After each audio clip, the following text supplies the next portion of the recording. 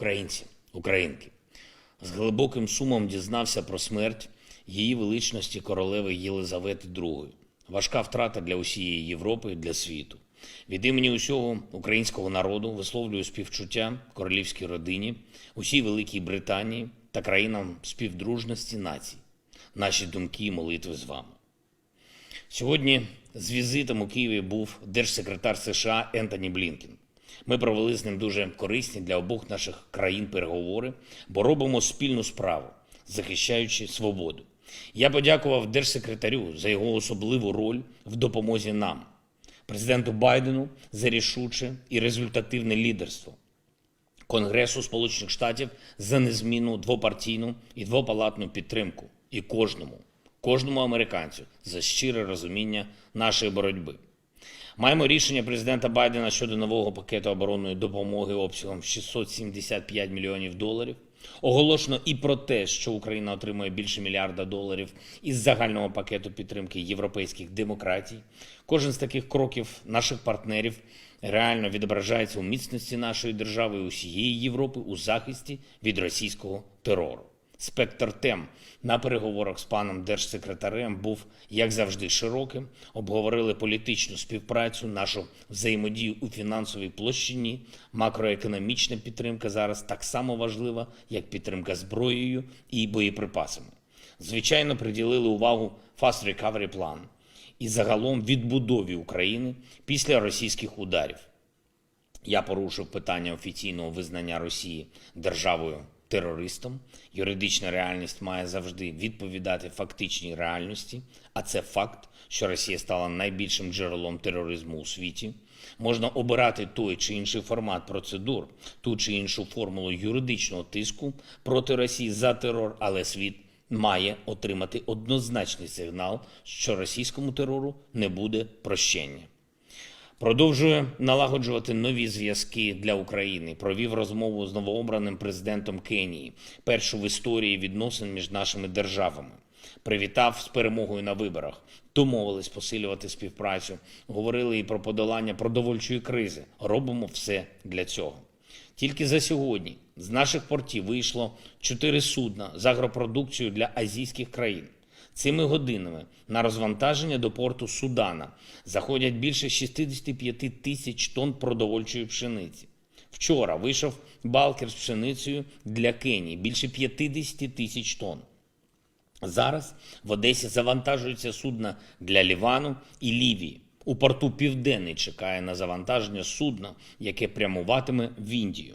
Тобто географія українського аграрного експорту морем дуже широка. Буквально кожен день роботи зернової експортної ініціативи спростовує російську брехню щодо неї.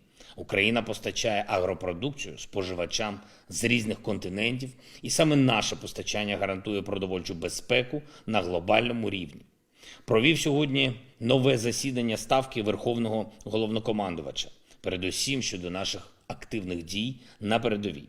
В рамках триваючих оборонних операцій наші герої звільнили вже десятки населених пунктів. І сьогодні цей рух продовжився. Є нові результати. Загалом з 1 вересня звільнено більше 1000 квадратних кілометрів нашої території. Дякую всім, хто це забезпечив. Дякую армії, розвідникам, спецслужбовцям за кожен український прапор, який встановлено цими днями. Заслухали сьогодні на Ставці доповіді командувачів оперативних напрямків. Є певні рішення. Ставка продовжить працювати у форматі таких доволі частих засідань і нарад, щоб наші командири на місцях мали повну підтримку на всіх рівнях. І щоб Збройні сили нашої держави, розвідка, увесь сектор оборони та безпеки отримували всі необхідні ресурси, всі необхідні матеріальні, політичні, інформаційні, дипломатичні і будь-які інші засоби для ефективної оборони України і вигнання окупантів. Уся державна діяльність зосереджена на потребах фронту і захисту наших людей. Я вдячний усім українським воїнам, усім, хто виборює свободу для нашого народу.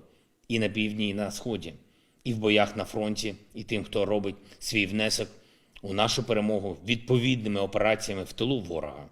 Звільнення нашої землі – це заслуга усіх, хто чітко і вчасно виконує загальний оборонний задум.